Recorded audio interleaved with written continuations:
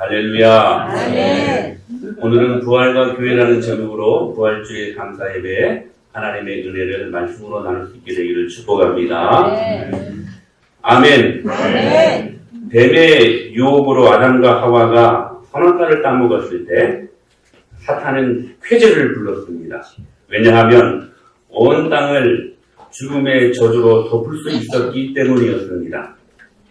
가인이 동생 아벨을 난폭하게 쳐 죽였을 때 사탄은 환호성을 질렀습니다.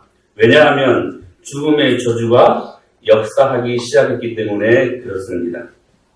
라멕이 연쇄살상을 저질렀을 때 사탄은 힘찬 박수를 쳤습니다.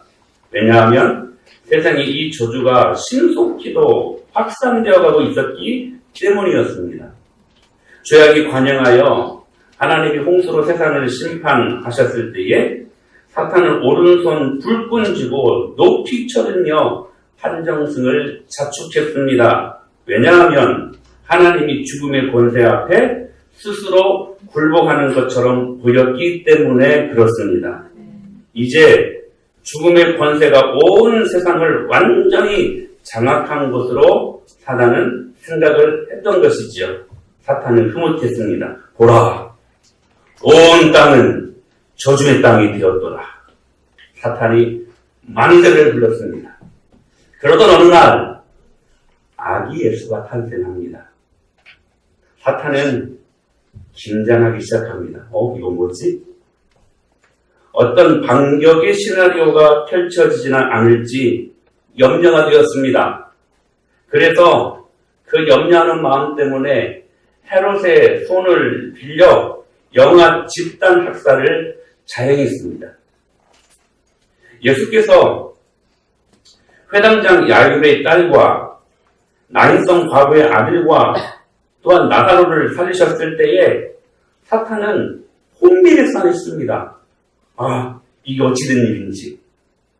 그러나 사탄이 정신을 가다듬고 그들에게 또 다시 죽음의 망을 씌웠을 때 사탄은 안도의 미소를 지었습니다. 그렇지, 살아났어도 난 다시 그들을 죽일 수 있다. 사탄은 예수를 가만두어서는 안 되겠다고 생각했습니다. 그리고 마침내 그를 십자가에 못 박았습니다. 십자가에 달리신 예수를 보고 사탄은 조롱하며 승리를 자축했습니다. 그러나 자승자박이었습니다. 십자가에서 흐르는 예수 그리스도의 피가 사탄의 머리를 쳐 부쉈습니다. 아멘. 주의 본부를 소멸시켰습니다. 할렐루야. 아멘. 그뿐 아닙니다. 3일 후 예수께서 부활하셨습니다. 아멘. 우주 최대의 극적인 드라마가 연출된 것입니다. 예수님 부활하셨습니다. 아멘. 죽음 권세 이기시고 부활하셨습니다. 아멘. 제가 목회를 하고 있는 이유 중에 하나가 예수님 부활하셨기 때문에 그렇습니다. 아멘. 예수님이 부활하시지 아니했다면 제가 목사가 될 리가 없고 예수님도 믿을 필요가 없습니다. 근데 예수님 부활하셨습니다. 아멘. 그를 가두었던 무덤문을 열고 부활하셨습니다. 아멘. 할렐루야. 아멘. 오늘이 그 영광스러운 부활절입니다. 우리가 오늘 이 부활절에 몇 가지 함께 교훈을 받기를 소망합니다. 첫째로 우리가 믿는 복음의 핵심, 기독교의 알맹이가 무엇인가 하는 것입니다. 예수님의 탄생일까요? 그래서 여러분, 세상 사람들은 부활절보다 크리스마스를 더 좋아합니다. 그분이 태어날 때 천군천사가 노래했고 하늘의 별이 움직여 전무후무한 일이 일어났습니다. 역사상 단 한 번 그분은 처녀의 몸에서 탄생하십니다. 이게 얼마나 대단한 사건입니까? 그러나 성탄이 기독교 핵심의 본질은 아닙니다. 예수님의 가르침이 얼마나 귀합니까? 여러분, 마태복음 5장부터 7장으로 이루어져 있는 산상순, 여러분 정말 기가 막힌 하나님의 설교 아니었습니까? 가르침 아니었습니까? 그러나 우리들을 감동시키고 우리들을 놀랍게 할 만한 놀라운 메시지이지만 그분의 그 교훈이, 산상수훈이 복음의 핵심은 아니라는 것입니다. 그분이 행하신 기적일까요? 병든 자를 고치고 바람과 풍랑을 꾸짖고 죽은 자를 살리고 할렐루야. 보리떡 5개 물고기 2마리로 5,000명을 먹이는 이 놀라운 사건 귀하죠? 오늘 이 기적이 우리 안에 일어나기 우리가 소망하지 않습니까? 참 귀한 일입니다. 그러나 그 기적은 복음의 핵심은 아닙니다. 기독교의 핵심은 여러분 분명하게 기억하십시오. 오직 십자가와 부활입니다. 오직 십자가와 부활. 그래서 복음서 특별히 요한은 고난의 모든 기간들 단 일주일간의 짤막한 시간 내에 있었던 사건들을 기록하는데 그의 복음서 절반 이상을 할애하고 있습니다. 왜? 다른 어떤 일들보다 십자가를 지신 하나님의 놀라운 그 십자가의 사건과 부활의 능력이 복음의 본질, 핵심, 캐리그마인 줄을 알았기 때문에 그렇습니다. 십자가와 부활. 그래서 여러분, 제가 오늘 새벽에도 말씀드렸던 것처럼 20세기 신학계의 거장이었던 카를 바르트는 이렇게 부활을 정의합니다. 부활의 메시지는 짧을수록 좋다. 왜냐하면 부활은 사실이기 때문이다. 구차하게 이유를 달 필요가 없다는 거예요. 왜? 사실이기 때문이다. 역사적인 사실을 성경은 구차하게 증명하려고 하거나 변증하려고 하지 않았다. 성경은 단순하게 선포했고 믿고 살라고 선언했을 뿐이다. 이게 부활입니다. 이게 부활이에요. 사랑하는 여러분, 오늘 부활이 여러분의 삶을 단순하게 만들 수 있게 되기를 축원합니다. 또 한 가지 할 수 있는 교훈은 모든 것이 불확실하지만 그러나 죽음은 확실하다는 것입니다. 사랑하는 여러분, 인생이 살아가고 있다는 말은 곧 죽어가고 있다는 말과 비슷하지 않을까요? 인생에 문제가 많을 것 같지만 그 종착점에 가보면 결국 하나, 죽음의 문제에 직면하게 됩니다. 죽음은 너무나 큰 문제이기 때문에 죽어가는 사람들에겐 아무리 중요한 얘기도 소용이 없습니다. 여러분, 지금 막 생명의 경각을 다투는 사람들에게 제가 무슨 얘기를 하면 그 사람들의 귀가 솔깃해질까요? 선생님, 지금 나라가 남북 정상회담으로 지금 시끄럽습니다. 여러분, 이런 소리를 듣기를 원할까요? 북핵 문제가 큰일입니다. 다행히 경제는 조금씩 좀 살아나는 모양입니다. 여러분, 지금 경각을 다투는 사람들에게 이러한 이야기는 다 부질없는 이야기들일 것입니다. 죽어가는 사람들에게 가장 중요한 얘기는 죽음 그리고 생명뿐입니다. 그래서 어거스틴이 말했죠. 이 세계의 모든 것이 불확실하지만 확실한 것도 한 가지 있다. 죽음이다. 피할 수 없는 이 죽음을 얼마나 많은 사람들이 피해보고자 인간은 갖가지 헛된 시도를 해봤는지 모릅니다. 죽음을 피할 수 있고 생명을 연장할 수만 있다면 무엇이든 해보겠다고 했던 여러분 인류의 그런 많은 사람들을 우리는 보지 않습니까? 불로초로. 불로 장생하려고. 그리고 어떤 사람들은 피도 바꾸어 봅니다. 젊은 사람들의 피로. 그의 피를 다. 현대에 와서는 그럴듯한 과학적인 근거까지 마련해 사람들을 유혹하고 있습니다. 그들이 펴내는 주장이 뭐냐면 뇌세포와 뇌의 구조가 잘 보존이 되면 심장 박동이나 호흡이 멈춘 후에 아무리 오랜 시간이 흘러도 그 사람을 살려낼 수 있다는 것입니다. 그래서 미국의 서멈이라는 장의사는 한 7천만 원 정도 내면 현대판 미라를 만들어준다고 합니다.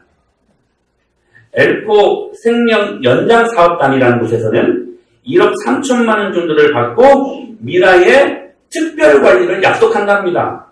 근데 여러분 다 부질없는 짓 아닙니까? 그렇게 해서 훗날 여러분 다시 살아난다고 해도 그 골동품 같은 인간이 살아나면 여러분 어쩌다는 겁니까? 그러지 않습니까?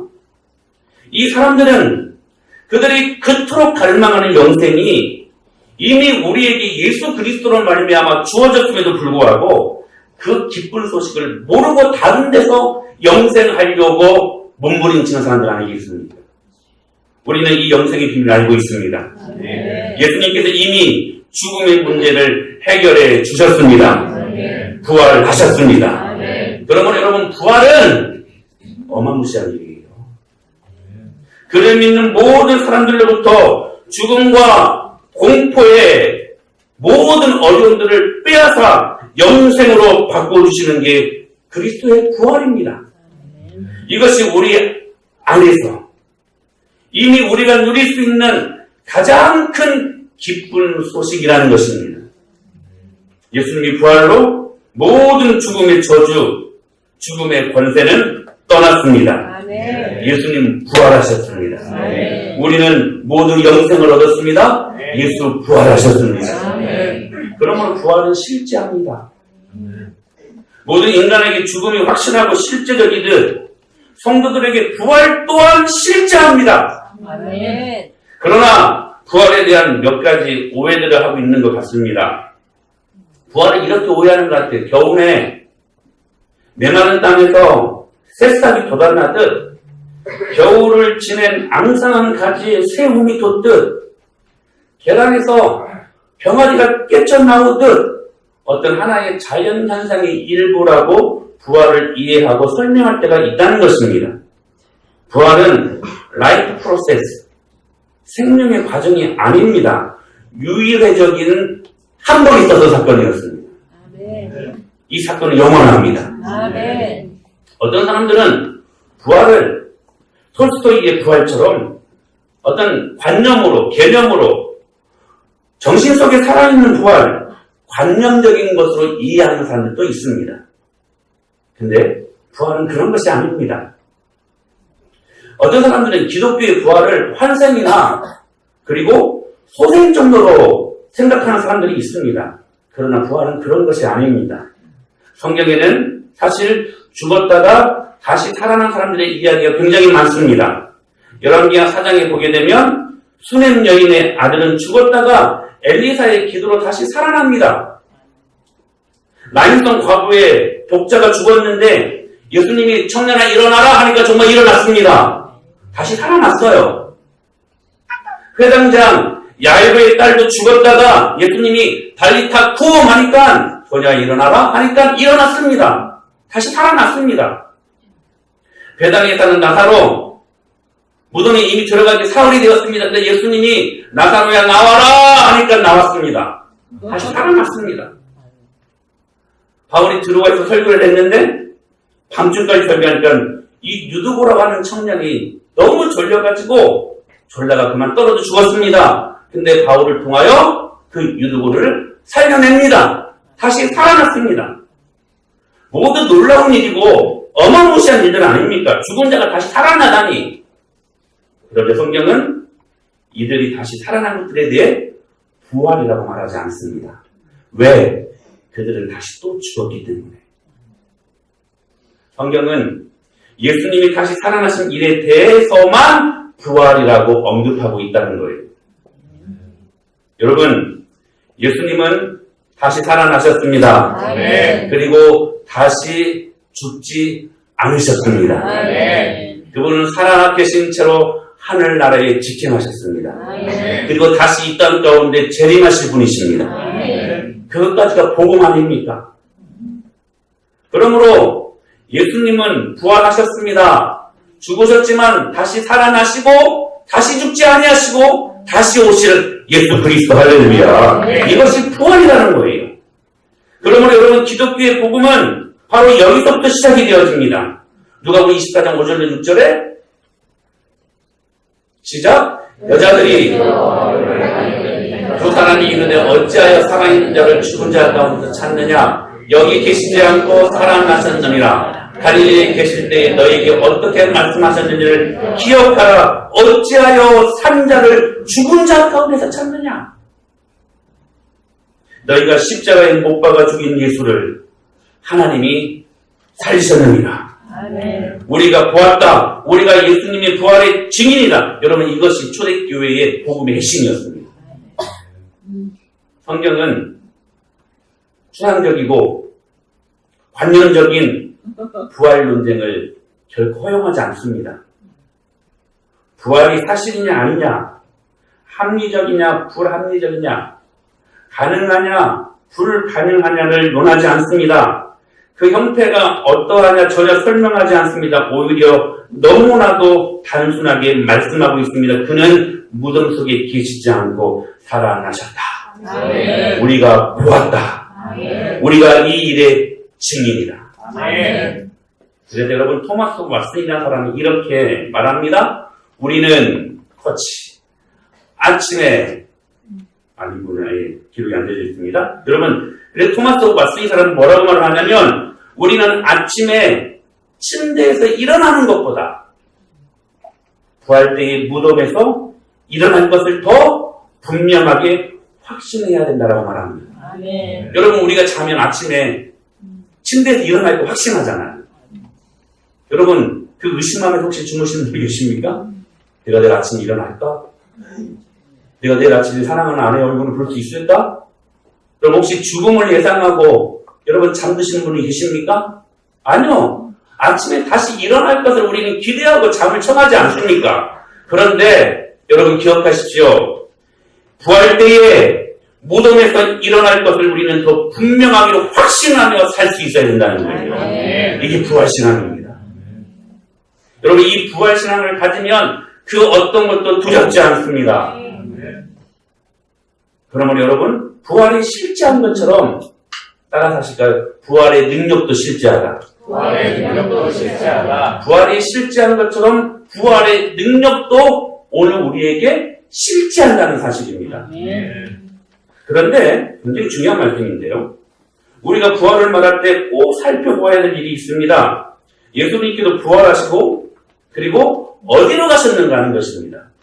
자, 한번 보시고의 말씀을 마태복음 28장 시작. 11제자가 갈릴리에 가서 17절에 예수를 배웠고 경배하니 아직도 의심하는 사람들이 있더라. 부활하신 뒤에 예수님이 어디로 가셨냐면 갈릴리로 가셨습니다. 갈릴리로. 그런데 예수님이 왜 갈릴리로 가셨을까? 왜일까? 이를 알기 위해 진짜 중요한 성경 구절이 있어요. 마태복음 16장 말씀입니다. 시작. 시몬 베드로가 대답하여 이르되 주는 그리스도시요 살아계신 하나님의 아들이시니이다. 선포를 하시거든요. 사랑하는 여러분, 17절 말씀 시작. 예수께서 대답하여 이르시되 과연한 시몬아 내가 복이 있도다. 이를 내게 알게 하기는 혈육이 아니요 하늘에 계신 내 아버지시니라. 할렐루야. 사람들이 나를 누구라고 하더냐?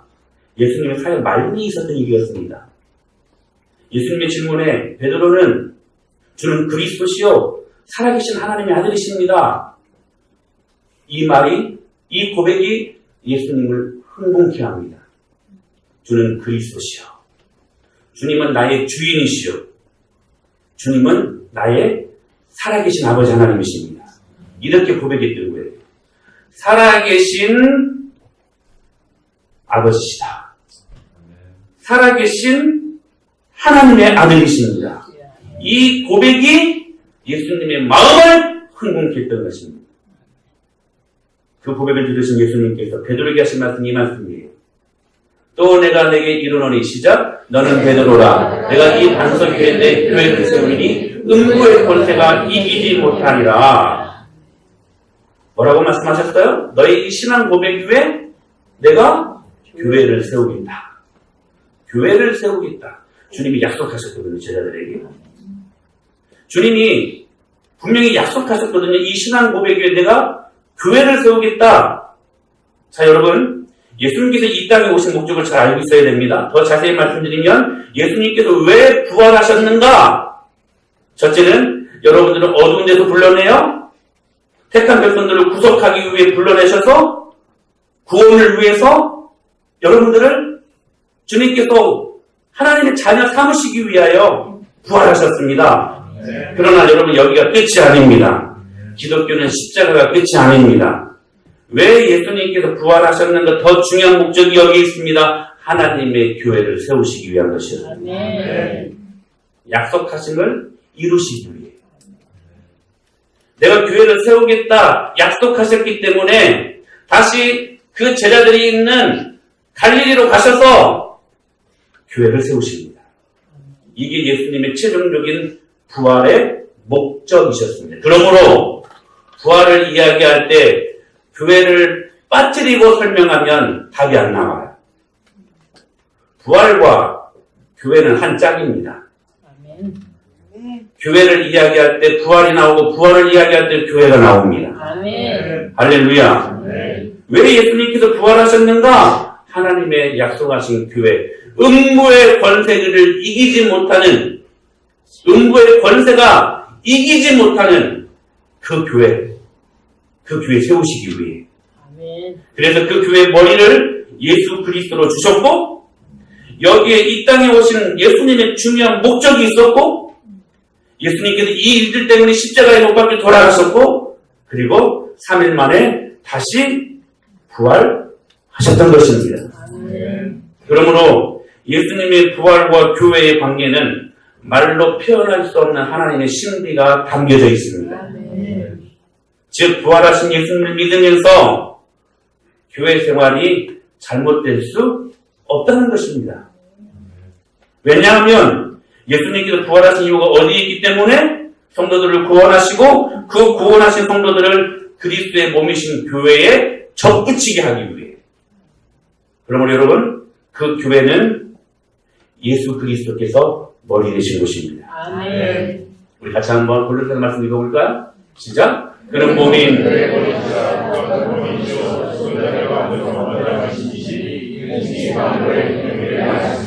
할렐루야. 출애굽하여 광야를 걷는 광야교회. 이스라엘 백성들의 행진을 보십시오. 우리 민수기 9장 22절 말씀 읽어볼까요? 시작. 한 달이든지 1년이든지 우리 성막 위에 머물러 있을 동안에는 이스라엘 자손이 진영에 머물고 행진하지 아니하다가 떠오르면 행진하였으니라고 말씀하십니다. 성막 위의 구름을 쉐키나이 구름이라고 말합니다. 이 구름은 하나님의 임재의 상징을 의미하는 것입니다.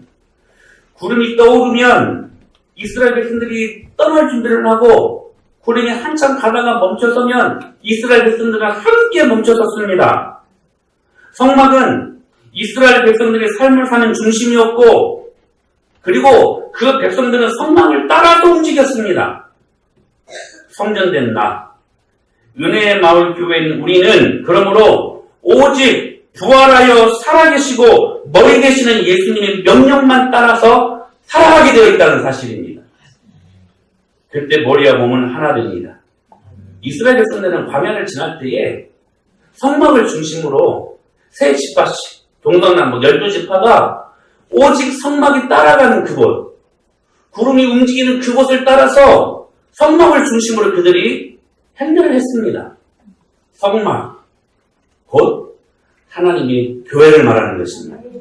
그들은 교회 중심으로 인생의 광야를 걸어갔고 교회를 중심으로 그들은 모든 삶의 터를 두고 그들의 인생의 희노애락을 다 두고 교회를 중심으로 살아갔던 사람들이었습니다. 그들은 오직 머리 대신 예수 그리스도 그리고 그 머리를 주인 삼고 있는 우리들의 몸, 지체가 하나 되는 삶을 살고 있었다는 사실입니다. 사랑하는 여러분, 몸은 철저하게 머리가 시키는 대로만 해야 합니다. 아멘. 머리와 몸이 따로 있으면 그것을 뭐라고 말합니까? 죽음이라고 말하는 것이죠. 교회는 예수 그리스도께서 머리 되시고 주인 되시는 곳입니다. 우리가 우리의 몸이, 우리 지체가 하나 될 때, 그때 어떤 현상이 일어나냐면, 보실까요, 이 말씀은? 이 기가 막힌 말씀입니다. 시작. 허물로 죽은 우리를 너희는 은혜로 구원을 받은 것이라 또 함께 일으키사 그리스도 예수 안에서 함께 하늘에 앉히시니라고 말씀을 하십니다. 저는 여러분들 오늘 이 말씀을 가슴판에 새기고 돌아갈 수 있게 되기를 축복합니다. 허물로 죽은 우리 과거 완료이에요. 허물과 죄로 우리는 죽었었습니다. 여러분 행여나 기도하실 때에 죽을 수밖에 없었더니 아닙니다. 죽었던 우리입니다. 완전히 죽었습니다. 여지가 없었습니다. 전적으로 타락했고 전적으로 부패했고 완전히 무능해진 살 수 있는 여지 제로 완전히 죽었습니다. 근데 그 우리를 주님께서 함께 살리셨고 아멘. 또 함께 일으키사 그리스도 예수 안에서 함께 하늘에 앉히셨다라고 말씀하고 계십니다. 사랑하는 여러분, 여기 함께 살리셨고 그리고 함께 일으키사 또한 함께 하늘에 앉히셨다. 이 말은 모두 문법적인 시제로 부정 과거 시제입니다. 부정 과거 시제. 그러나 여러분 보십시오.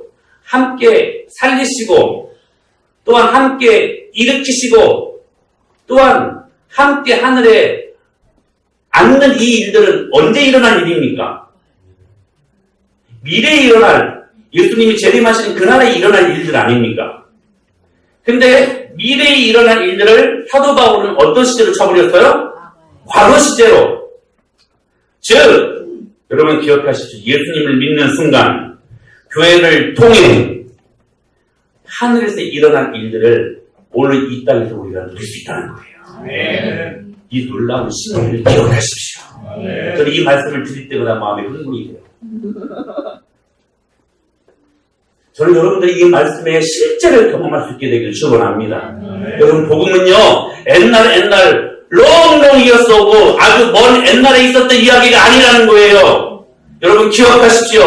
오늘 내가 예수 그리스도를 믿고 그분의 부활의 사건을 내가 실제함으로 내가 오늘 인식하고 그것을 믿는다면 미래에 일어날 일들이 저 하늘나라에서만 일어날 일들이 오늘 이 땅 가운데 교회를 통하여 하늘과 연동이 돼요. 할렐루야. 아멘. 이 땅에서 저 하늘을 살 수 있는 축복을 우리에게 주신다는 사실입니다. 아멘. 아멘. 아멘. 할렐루야. 아멘. 여러분 이 말씀이 여러분들 안에 제대로 들어갈 수 있게 되길 축복합니다. 저는 이게 답답한 거예요. 여러분 절대로 복음은 사변이 아닙니다. 이론이 아닙니다. 복음은 실제하는 거예요. 실상이에요. 이 땅에서도 하늘 자원을 내가 끌어가지고 살 수 있다니까요. 믿으십시오. 성경이 말씀하는 진리입니다. 여러분 이 땅에서 내가 하늘의 것들을 하늘의 자원을 나의 에너지로 삼고 공급받아 사니 얼마나 기쁨이 넘치겠어요. 얼마나 기쁨이 넘치겠어요. 그게 없으니까 교회를 다니지만 힘들고 예배 시간 1시간 지내는 것이 견디는 시간이 되고 그게 없으니까 그리스도인이라고 말은 하지만 어떤 사람들에게 도무지 영향력을 끼칠 수가 없는 거예요. 여러분 내가 예수님 믿고 내가 변화받았으면 적어도 예수 믿는 사람으로 여러분 영향력을 행사할 수 있는 사람들이 되어야 되지 않겠습니까? 내가 어떤 사람 앞에 울림이 있는 존재가 되는 거예요. 그 사람이 나만 보면 저 사람은 정말 예수님 믿는 사람이야. 예수님은 저렇게 믿어야 돼. 나도 저 사람이 믿는 예수님 한번 믿고 싶네. 그 마음이 들 정도로 여러분 영향력을 끼치는 사람이 되어야 되지 않겠습니까? 여러분 복음은 실제하고 부활은 실제합니다. 그 능력도 실제합니다. 미래에 일어날 일들을 내가 예수 그리스도로 말미암아 그분을 영접하고 교회에 접붙이게 되면 이 교회를 통하여 저 하늘에서 일어날 수많은 축복들이 오늘 이 땅에서 내가 누릴 수 있는 축복이 된다는 사실이에요. 하늘과 연동됩니다. 이게 얼마나 귀한 축복인지 여러분 따라서 할까요? 부활의 사건을 믿으면 하늘과 연동된다. 하늘과 연동된다.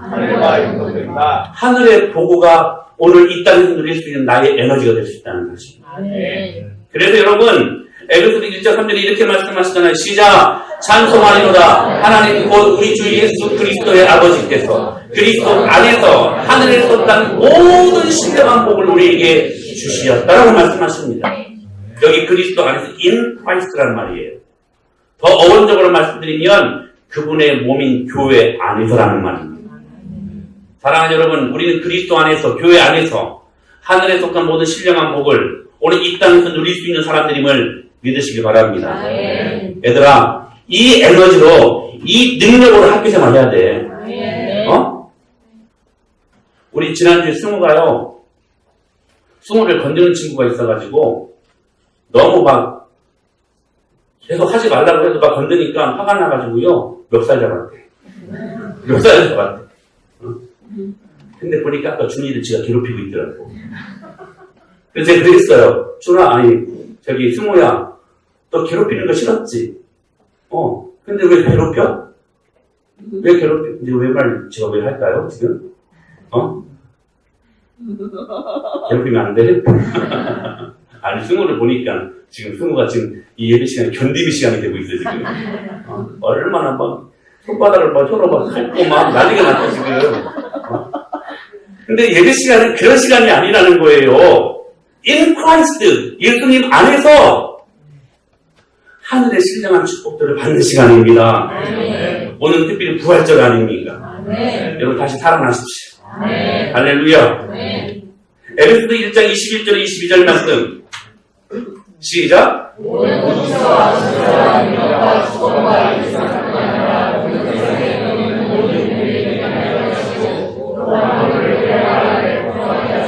그런 마음을 위해 교회의 머리로 삼으셨느니라. 제가 작년 가을에 우리 세례 받으셨던 분들 한 10주간을 교회에 대해서 강의를 했어요.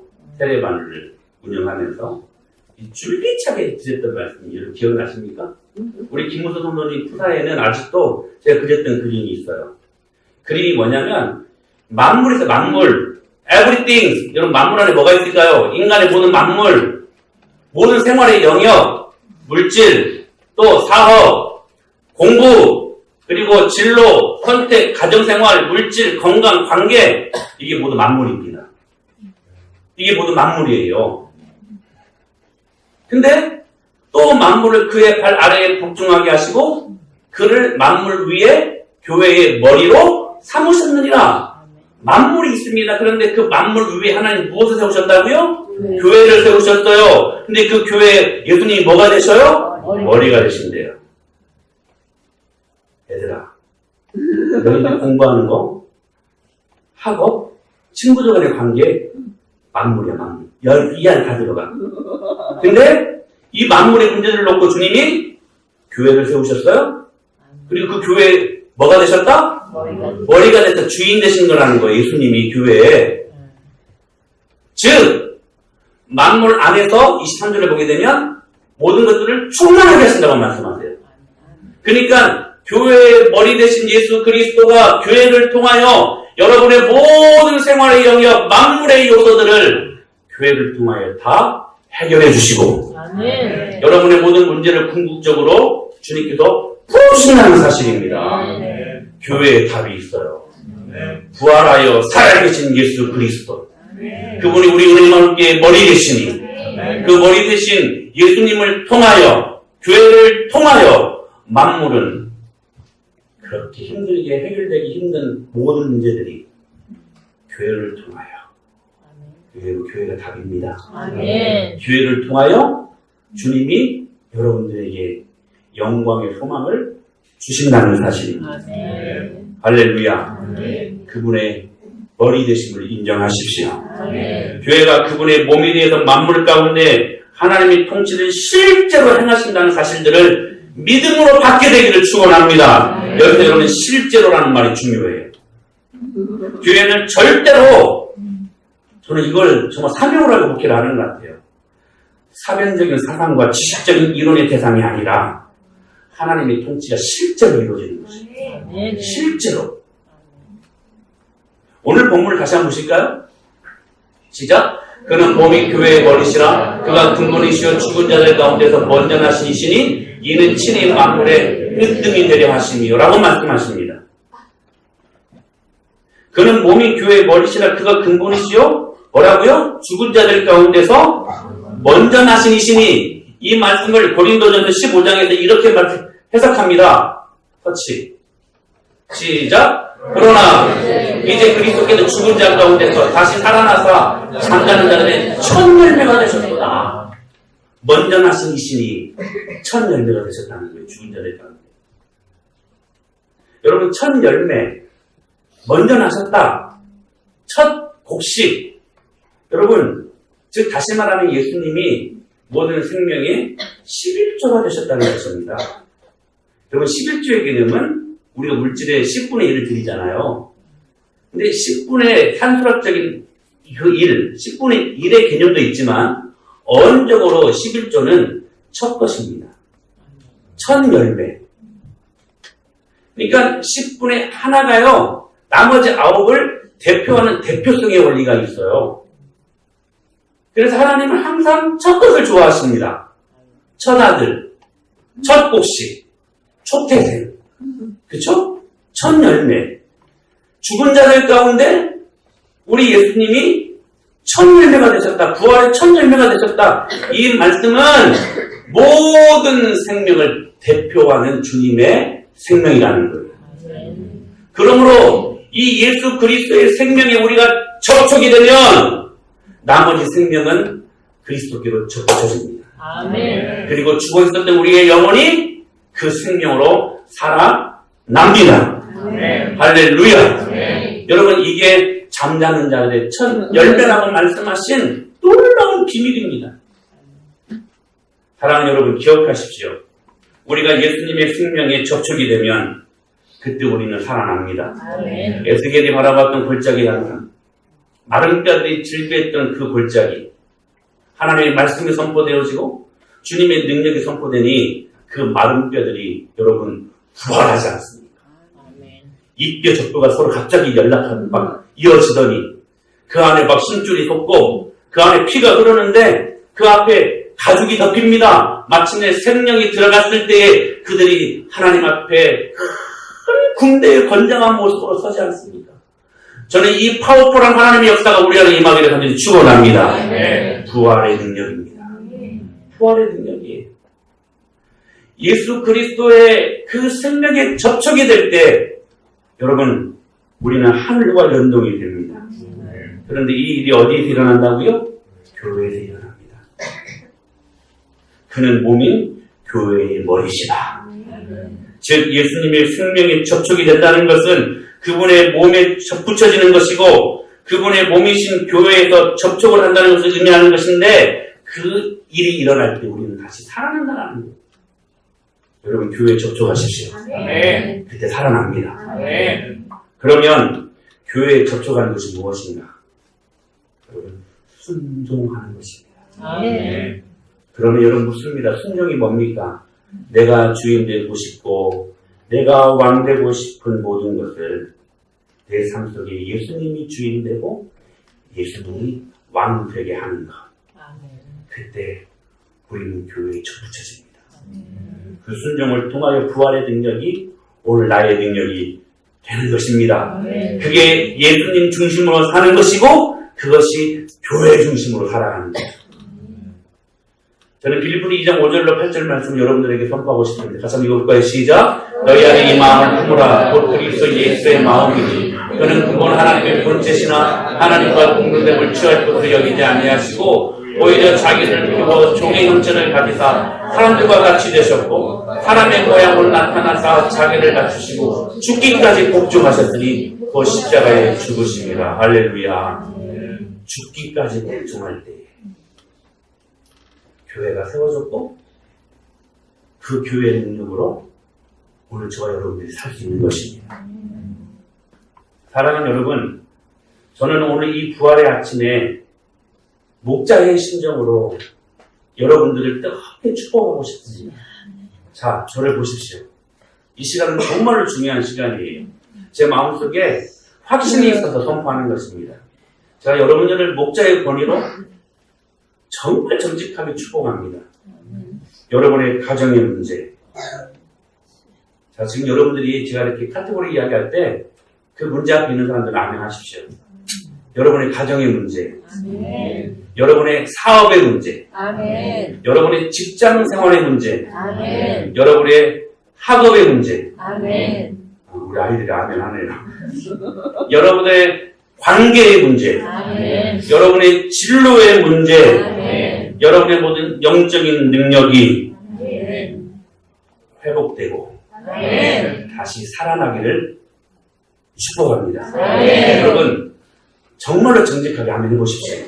아멘. 말씀이 살아납니다. 아멘. 나사로야 나오너라. 아멘. 살아나라. 아멘. 오늘 이 말씀이 여러분 심령 속에 들려지는 능력의 말씀이 될 수 있게 되기를 축원합니다. 아멘. 부활의 아침에 이 말씀 안에 있으니 여러분의 가정의 문제는 해결되고 아멘. 여러분의 사업의 문제는 주님께 허락하신 형통의 축복으로 풀리고 아멘. 아멘. 아멘. 여러분의 건강의 문제는 다시 건장하게 주님 앞에 세워지는 은혜가 있을 것이고 아멘. 여러분 자녀의 문제, 우리 아이들의 학업의 문제, 관계의 문제는 주님이 주신 축복으로 주님께서 해결해 주실 것을 아멘. 믿습니다. 아멘. 할렐루야. 이 부활의 아침에 이 하나님의 놀라운 영광의 소망을 두고 다시 살아나십시오. 아멘. 다시 회복되어지시기를 예수님의 이름으로 간절히 축원합니다. 아멘.